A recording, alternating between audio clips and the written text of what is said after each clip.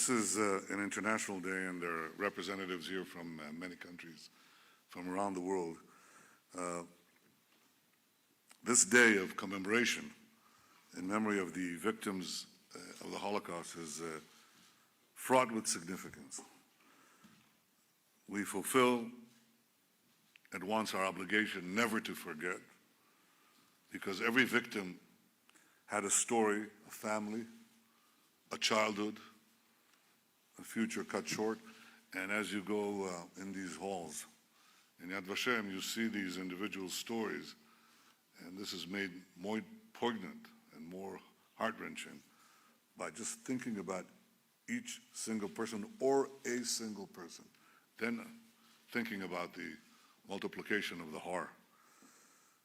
And indeed, in a few short years, 6 million of our people were wiped away, literally incinerated.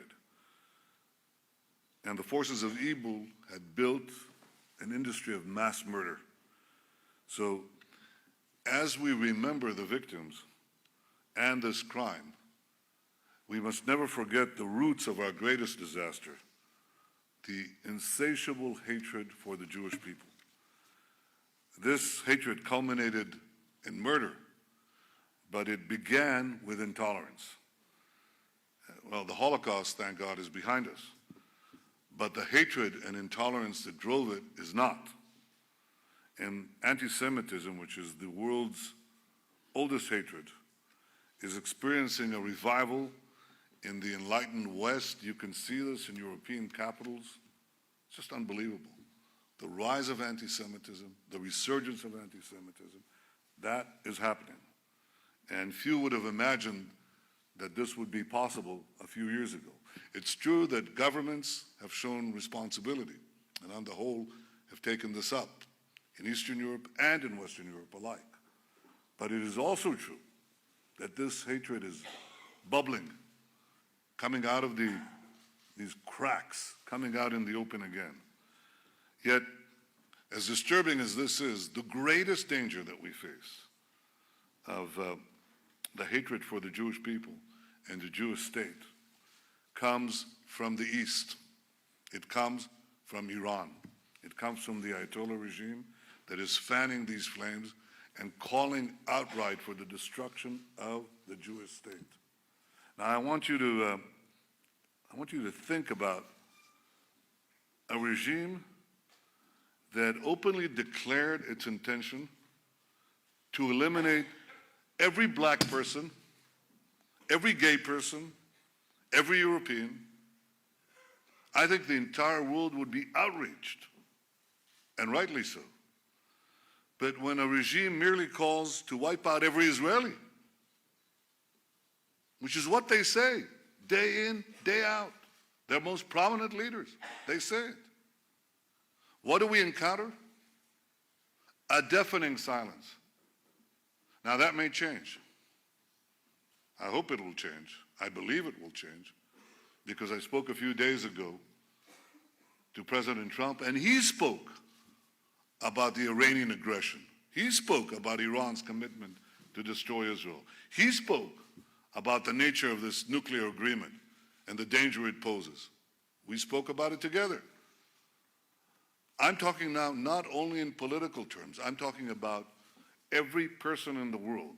Any person of conscience should speak out against the resurgence of the same attitude that decades ago openly said we're out to destroy the Jewish people, and today the same attitude that says we're out to destroy the Jewish people of Israel, we're out to destroy the Jewish state, it must encounter forceful, consistent, powerful resistance in words and also in deeds. As Prime Minister of Israel, of course, I will not be silent. I haven't been silent. And we don't intend to be inactive either. We don't merely intend to speak out, but we will take all the measures we need to defend ourselves. And we will take all the measures necessary to prevent Iran from getting the means of mass murder to carry out their horrible plans. We cannot and will not be silent in the face of Iran's stated aim of destroying Israel. But we also know that the issue is not merely the Jewish state or the Jewish people, because we've seen that this hatred, when it goes unchecked, spreads around the world. And in fact, in many ways, that is what is happening.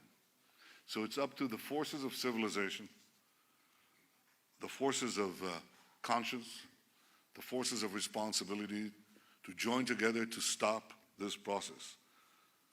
The regime that spawned the Holocaust ended up in the dustbin of history. That's a lesson for Iran. It's a lesson to every enemy of the Jewish people and the Jewish state. We will never forget the victims. We will never allow another Holocaust to take place. I take accompany a lot of foreign leaders who come to this place, to Yad Vashem. We go through the halls. We see the exhibits. They're visibly shaken. And when we come out, I say to that leader, whoever it would be, I say, you know, as Prime Minister of Israel, I have one job: to make sure that we will never need more institutions like Yad Vashem. And that's what we all have to be committed for. Thank you for your help and your participation in this noble and indispensable effort. Thank you all. Thank you.